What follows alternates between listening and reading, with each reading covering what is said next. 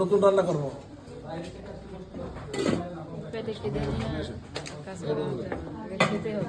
না এখানে রিস্কি জিনিস হচ্ছে, হুট করে একটা ফোনকে তো হাতে লাগবে। এই যে স্যার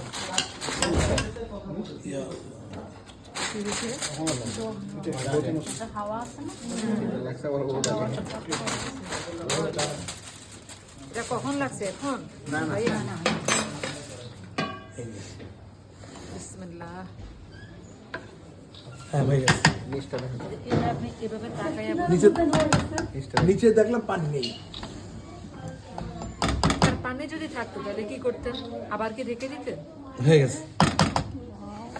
পানি যদি দেখতেন তাহলে কি আবার ঢেকে দিতেন? হ্যাঁ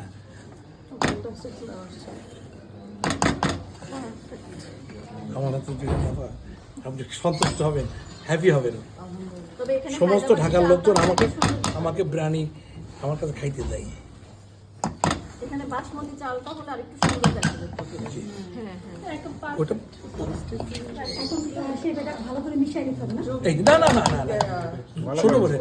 আর এমনি হলে বিরিয়ানি কাটার আটই আলাদা, এক পাশ থেকে কেটে কেটে দিতে হবে। এইটা ছোট অল্প তো আমি এই জন্য মিশিয়ে দিলাম, কারণ কি এই ভাতটা যেন ড্রাই না থাকে। মুখের ভিতরে যারা থাকলে জাস্ট রসগোল্লা আছে না, রসগোল্লার মতন একদম মানে মুখের মানে এটা বলে মাউথ ওয়াটারিং ফুড। আমার বিরিয়ানি আপনি খাবেন বলবেন মাউথ ওয়াটারিং ফুড। এটার মধ্যে কি আর কোনো কেওড়া জল বা কিছু দেওয়ার প্রয়োজন নেই? দিনই তো ফ্লেভার কি বিরিয়ানি আসছে না, এবং এই বিরিয়ানি অনেক দিন খাবেন। Okay, go and take a food.